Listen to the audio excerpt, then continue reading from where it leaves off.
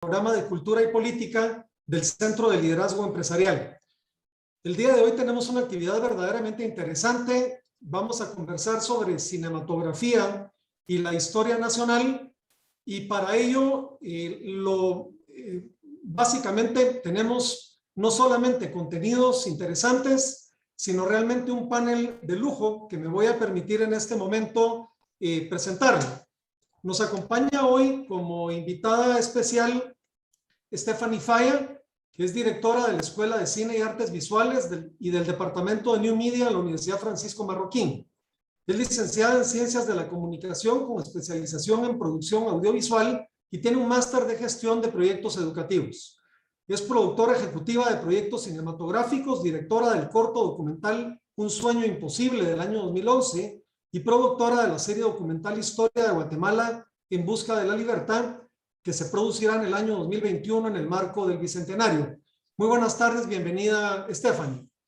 Buenas También tardes, nos Roberto. acompaña un panel de profesionales jóvenes, todos ellos personas que forman parte de una generación importante de cineastas que comienza a abrirse espacio con mucho éxito, hay que decirlo, en el mundo del cine, y precisamente por eso es que hemos querido invitarles, no solamente para conocer su trabajo, sino también para poder compartir con ellos y conversar sobre distintos temas relacionados con la cinematografía. Son ellos Emily Gularte, que tiene un Bachelor of Arts en Cine, Artes Visuales y Emprendimiento, egresada de la Universidad Francisco Marroquín. Trabajó como editora y guionista en la Escuela de Cine y Artes Visuales de UFM y como directora, guionista y productora de New Media en la Universidad Francisco Marroquín. Ha sido productora de cortometrajes de ficción como Loading Dock en el año 2020, Lagartija en 2019 y Extraños en el 2019. Ha sido productora de la serie documental Lifelines, ha hecho producciones institucionales, publicidad y producciones para la Universidad Francisco Marroquín. Bienvenida, Emily, muchas gracias por acompañarnos. También nos acompaña el día de hoy Carlos Luxo, director, productor y editor egresado de la Escuela de Cine de la Universidad Francisco Marroquín, director de Pastillitas de Colores del año 2010, Premio Ícaro por Mejor Corto Documental de las Escuelas de Cine Centroamericano, productor de Otros 4 litros del año 2016, ganador del Ícaro por Mejor Producción en Centroamérica. Ha sido productor y editor de diverso contenido documental para la Human Rights Foundation en Nueva York, México y Noruega. Ha sido productor de diversos cortometrajes, entre ellos Mar Adentro en 2018, Lagartija 2018, Extraños 2019 y Loading Dock de 2019. Actualmente es catedrático de producción audiovisual en la Escuela de Cine de la Universidad Francisco Marroquín y también forma parte del equipo de New Media de la universidad dedicado a generar contenido educativo, documental y promocional. Bienvenido, Carlos. Y tenemos también en el panel el día de hoy a Miguel Arcot. Miguel es licenciado en Ciencias de la Comunicación y Producción Audiovisual por la Universidad Panamericana de Guatemala. Tiene un diplomado de Dirección de Fotografía en Congo Films, Bogotá, Colombia. Director del cortometraje Ixchubil, realizado en idioma uspanteco y español, el cual ha sido seleccionado ya en varios festivales internacionales. Se ha desempeñado en el área de producción audiovisual, en áreas del cine y televisión por más de 13 años. Durante 5 años ejerció como camarógrafo y operador técnico en televisión en diversos programas del canal Guatevisión, y su interés por el área documental le permitió incorporarse durante 3 años en el departamento de New Media de la Universidad Francisco Marroquín como coordinador de producción, donde produjo contenidos académicos en video que están ya disponibles en línea en la página de New Media de la Universidad Francisco Marroquín. Muchas gracias y bienvenido, Miguel. Pues como les había anticipado, realmente tenemos un panel de lujo. Son todas personas exitosas, hay que decirlo, y agradecemos que nos hayan hecho un espacio en su tiempo para conversar sobre un tema que realmente es de mucho interés para las personas y particularmente para los guatemaltecos que quieren aprender un poquito más sobre cine. Así que vamos por los próximos minutos a tener una conversación muy agradable, con mucha información, y para ello les invito entonces a todos que por favor ocupen sus butacas, que hoy en la tarde vamos a hablar de cine.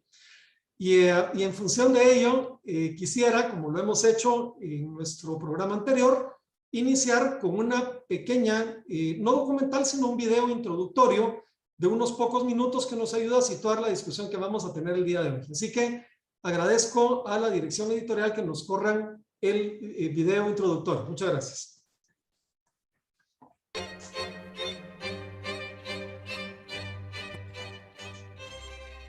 El cine es una técnica y un arte que consiste en la captura, montaje y proyección de fotogramas de manera rápida y sucesiva, brindando una ilusión de una imagen en movimiento. Como técnica, consiste en la manipulación de la imagen en movimiento, su captura, edición, experimentación y proyección en diferentes medios. Todo esto con las herramientas que la época permita. Sabiendo lo complicado de la definición, es un arte en el sentido que expresa de forma estética la experiencia humana, sus emociones, visiones, ambiciones o ideas.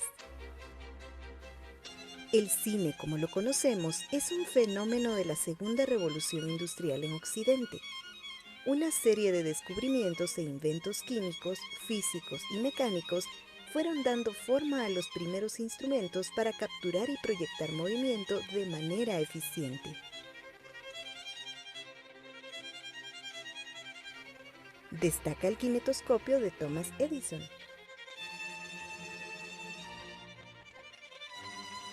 Y el cinematógrafo de los hermanos Lumière.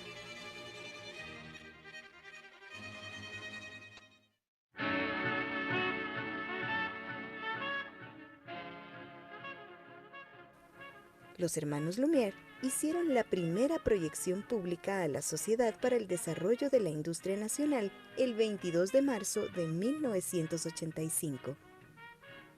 La película se titula La salida de la fábrica Lumière en Lyon.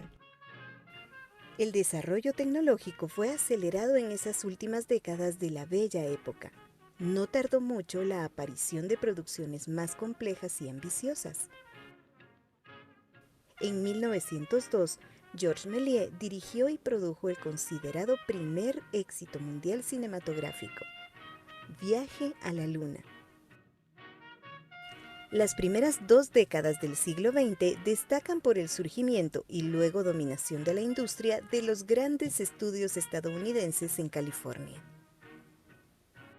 El dominio en la producción, distribución y publicidad de los 5 grandes estudios duró hasta finales de la década de los 50.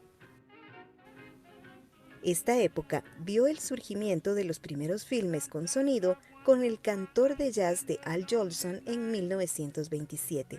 También la de los filmes a color en Hollywood gracias al Technicolor, destacando El Mago de Oz y Lo que el viento se llevó en 1939. En Latinoamérica destaca la época dorada del cine mexicano a mediados del siglo XX. El impulso de los gobiernos revolucionarios por modernizar el país por un lado y por crear una nueva identidad nacional significó un gran apoyo desde el Estado para la creación de una industria nacional de entretenimiento.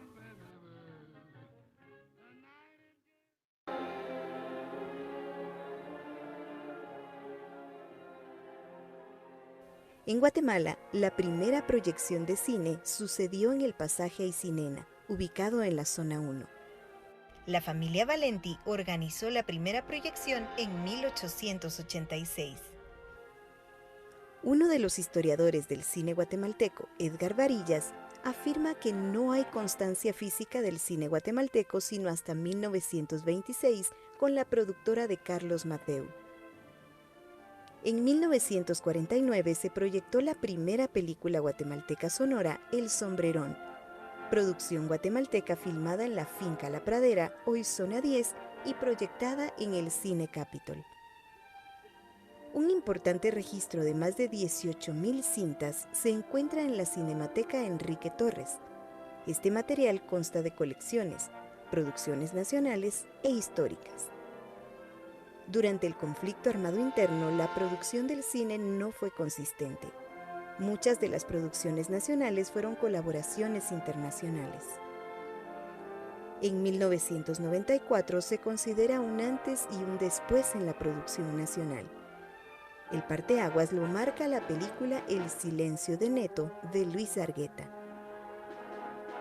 En los últimos 25 años, nuevas generaciones de cineastas y actores nacionales han traído a la vida nuevas producciones nacionales de gran calidad.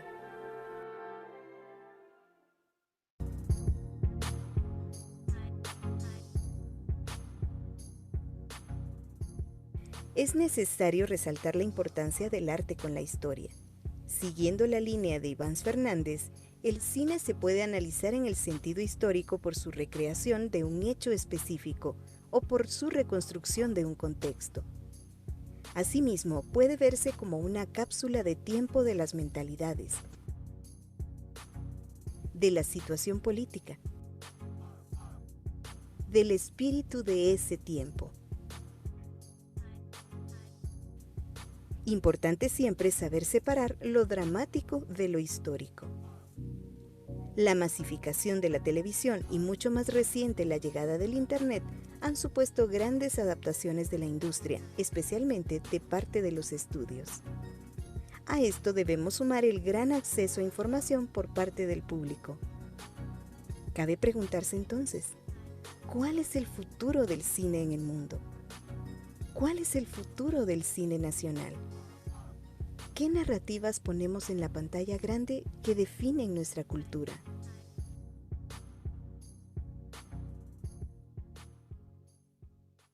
Muy bien, pues creo que este video introductorio nos ha dejado ocasión para poder conversar sobre temas muy interesantes y quiero abrir este primer bloque de conversación utilizando una expresión que se mencionaba en el video, el espíritu de la época, el Zeitgeist, como se utiliza muchas veces la expresión en alemán. A mí me gustaría consultar, Stephanie, porque el cine desde que hizo su aparición a finales del siglo XIX realmente llegó a cautivar a las audiencias, ha sido parte de la cultura y no podemos pensar en una época de la humanidad durante el siglo XX y buena parte del siglo XXI sin pensar en el cine que le acompaña. Y de alguna manera estamos viendo ahorita en pantalla un fotograma de la película El gabinete del doctor Caligari, que es una película típica del expresionismo alemán que refleja precisamente condiciones de aquella época. Un film hecho después de la Primera Guerra Mundial con condiciones muy precarias, con una escenografía muy, vamos a decirle así, muy sencilla, muy básica, con distorsionada, vamos a decirlo así, filmada en estudios que venían saliendo de la Primera Guerra Mundial con recursos, digamos, bastante pobres. Esto me lleva a hacer la pregunta, Stephanie, ¿se puede afirmar que el cine realmente es, de alguna manera, espejo de la sociedad de su tiempo o no? Por favor, Stephanie. Bueno, de hecho es maravilloso que empieces con esa película porque es una de mis favoritas de ese momento y admirable en términos de producción, ¿verdad? Lo que se lograba con los recursos que se tenía en ese momento, pero es un ícono del cine y para quienes no la hayan visto es una joya, así que la pueden encontrar en YouTube, por favor, véanla. Considero que el cine es un espejo de la sociedad de su tiempo porque está sujeto a un contexto social, diría yo. Considero que el cine tiene este gran poder de situarnos en temas, de influir en la opinión pública y también de crear o perpetuar algunos prejuicios, ¿no? O sea, también ese es el medio del cine que tiene este gran poder. Y quizás esa afirmación también viene con lo que vimos en el video, proviene de los orígenes del cine, que trataba de documentar en gran medida temas sociales, realidades cotidianas y trataba de trasladar esta realidad o capturar esa realidad. Si pensamos en esas primeras intentos, ¿no? del origen del cine. Y de hecho estas primeras películas proyectadas por los hermanos Lumière, como lo veíamos en el video, que se lleva a cabo en París en 1985, creadores también del cinematógrafo para ubicarnos, ¿verdad? Cómo es que surge el cine, trataron sobre estos temas cotidianos. Si vemos esas primeras películas, trataban de capturar, desde mi punto de vista, lo que ellos veían y trasladarlo de alguna forma, ¿no? a la pantalla grande. A mí me gusta también mencionar que lo que decía Orson Welles, uno de los grandes cineastas también, que él mencionaba que es imposible hacer una buena película sin una cámara que sea como un ojo, ¿verdad?, en el corazón de un poeta. Y también eso yo lo menciono porque a mí me gusta ver el cine desde tres aspectos. Podemos analizar el cine en amplitud, pero me gusta ver el cine como una ciencia. Considero que el cine es una ciencia, ver el cine también como un arte y como un lenguaje.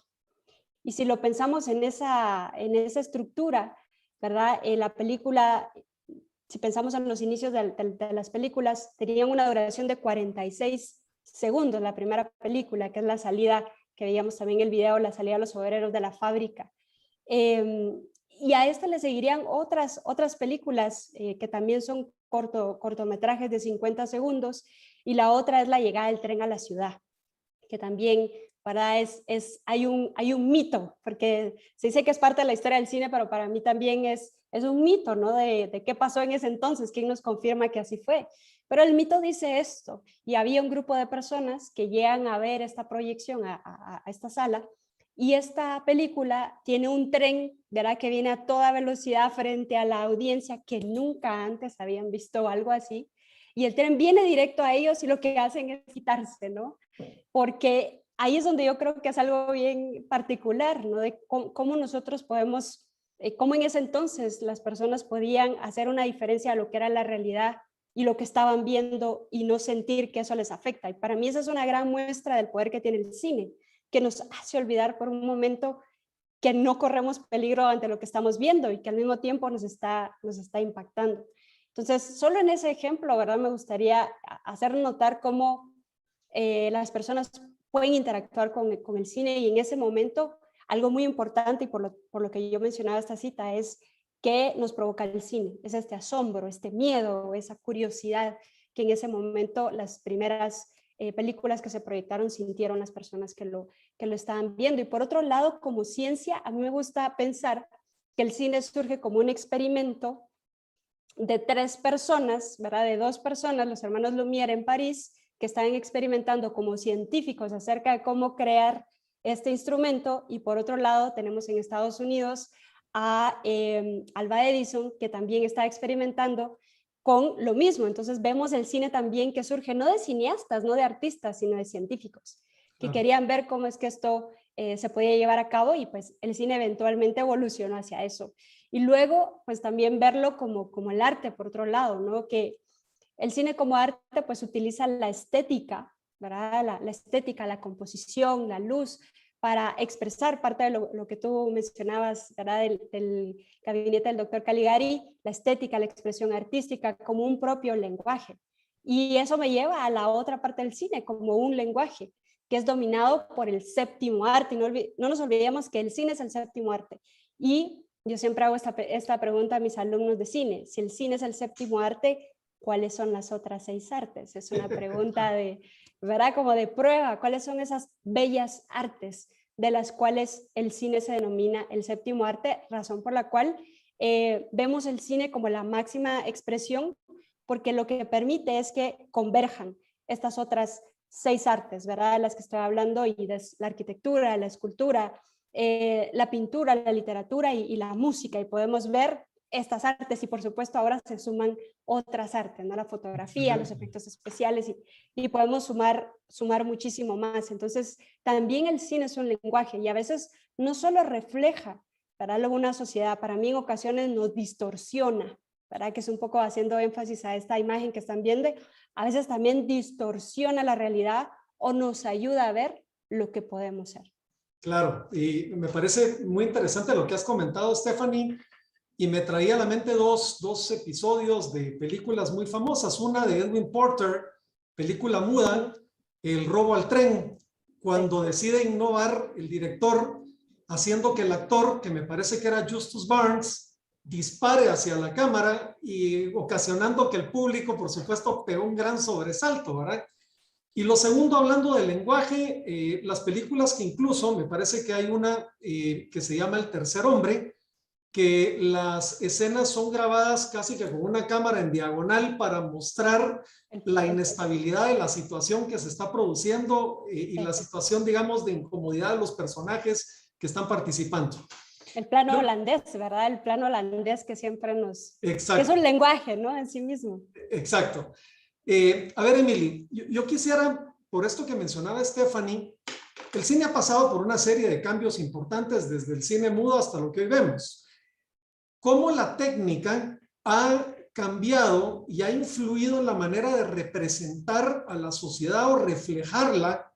Y digamos, ¿qué pudieras decir de lo más notorio de esos cambios a lo largo de la historia del cine? Emily, por favor.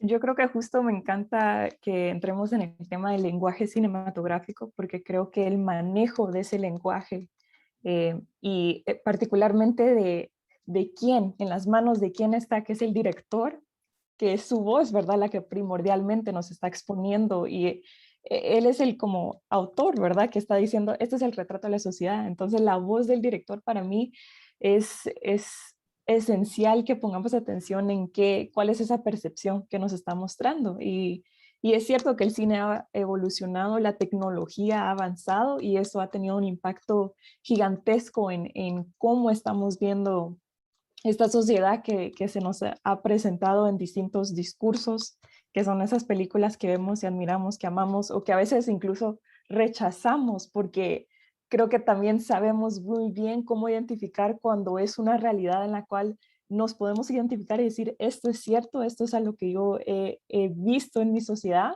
o decir esto es superficial, esto es un estereotipo, esto no es algo con lo que yo me relaciono, ¿verdad? Entonces creo que para mí uno de los como algo clave es cómo empezaron a surgir los géneros, ¿verdad? Porque es ese lenguaje cinematográfico que era como tal vez muy plano, por decirlo así, entonces se encuentra a cazar en distintos, el western, el musical, la comedia, entonces empieza como a dirigir, el director empieza a tener más herramientas para decir, ok, si estamos trabajando una comedia, la iluminación es de esta manera y la sociedad la vamos a plantear de esta manera. Si estamos representando un drama, la iluminación es obviamente más oscura y estamos tocando temas tal vez un poco más oscuros, por decirlo así. Entonces todo eso va jugando un rol y yo creo que también una de las cosas que para mí son, digamos, tal vez como reciente estudiante de cine, el cine independiente es algo que me llama muchísimo la atención porque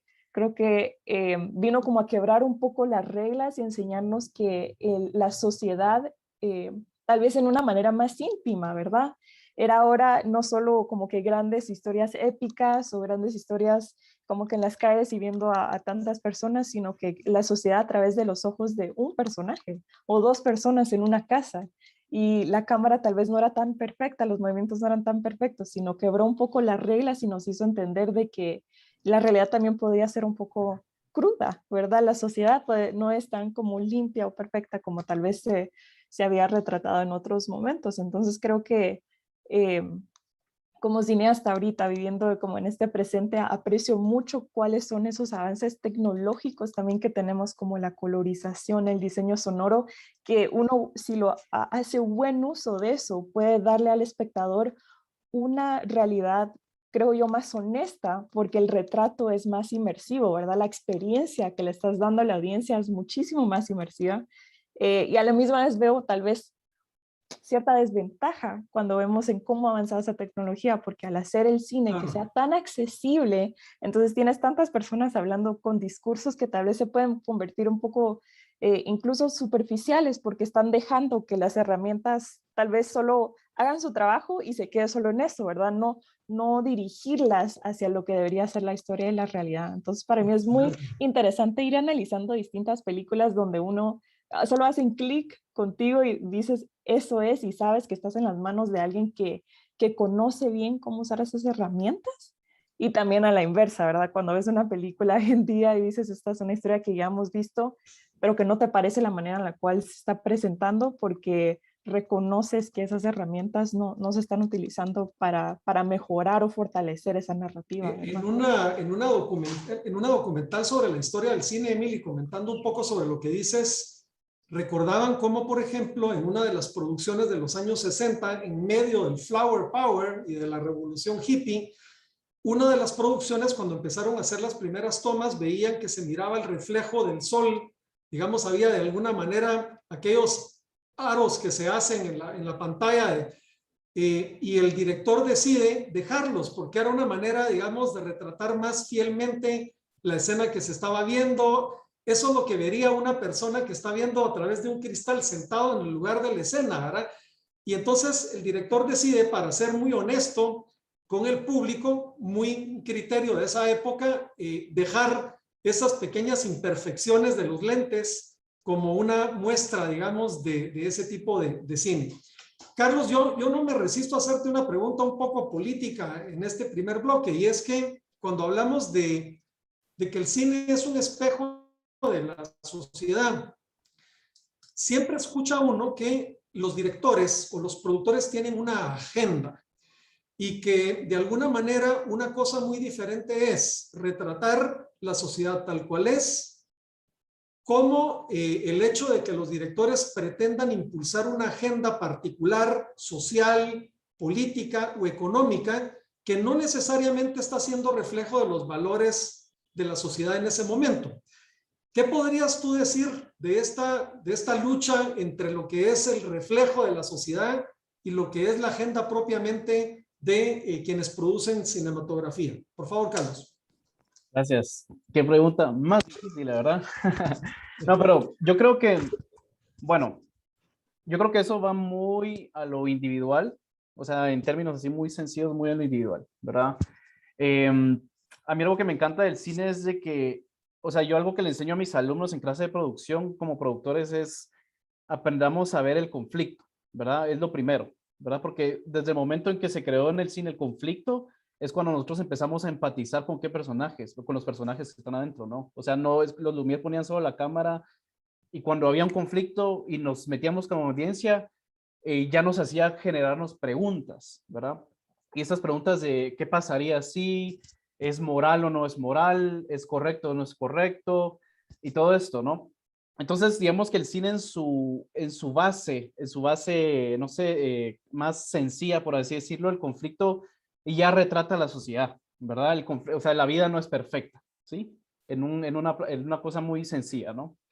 Ahora bien, sí, existe por supuesto agendas. Eso creo que lo ha existido desde el momento en que los políticos, digamos, en que las sociedades empezaron a ver que esto podría ser usada como un arma política. Por ejemplo, apunté un par de ejemplos. El triunfo de la voluntad que es esta película alemana dirigida por esta chica Leni Riefenstahl, no hablo alemán, ¿verdad?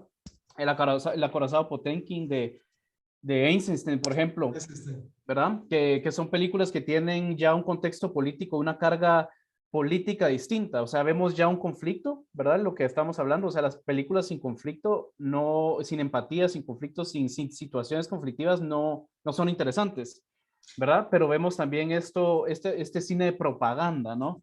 Entonces yo creo que desde un inicio siempre ha existido. Ahora bien, continúa siendo, sí, por supuesto. Cada cineasta y cada sociedad, digamos, también va acelerando su agenda de acuerdo a lo que cree, ¿verdad? Al final de cuentas, el cine termina siendo algo bien personal y termina siendo algo donde uno, pues, pone sus creencias, ¿no? Ahora bien, yo algo que yo siempre le enseño a mis alumnos es, el cine no es, o sea, el cine no está para presentar algo que es, bueno, bueno, ¿cómo puedo decir? A ver. El cine en su manera ideal de pensarlo no está para presentar algo si es moral o no. ¿Qué quiero decir con esto? Quiere decir de que el cine nos tiene que permitir presentarnos una realidad que nosotros no conocemos, ¿verdad? Por ejemplo, ¿cómo conocimos El ladrón de bicicletas, por ejemplo? Esta película muy famosa, ¿verdad? ¿Cómo nosotros podemos entender esa realidad, ¿verdad?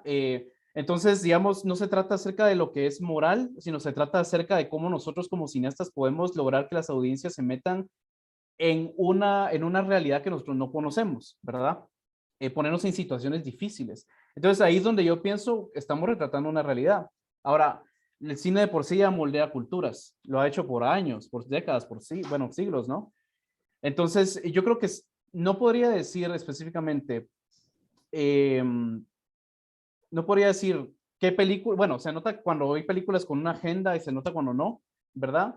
Pero yo algo personalmente que aprecio mucho, independientemente si son agendas o no, o si son retratos de la sociedad, es cuando la gente logra usar que toda esta técnica, este lenguaje cinematográfico, usar, no sé, lograr que este conflicto, nosotros como audiencia, independientemente si creemos en eso o no, nos permite meternos, ¿verdad? Eso es lo que yo aprecio, ahí es donde la técnica trasciende, ahí es donde el cine trasciende, ¿no? Independientemente si creemos o no creemos, ¿verdad? Excelente, Carlos. Me parece que has hecho un excelente retrato, digamos, del valor que el cine tiene para generar también en el espectador sentimiento, criterio, opinión y, ¿por qué no, debate?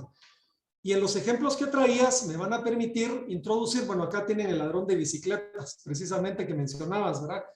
Del neorrealismo italiano. Pero bueno, vamos a hablar un poquito de los políticos y la propaganda de la que hablaba Carlos Stefani.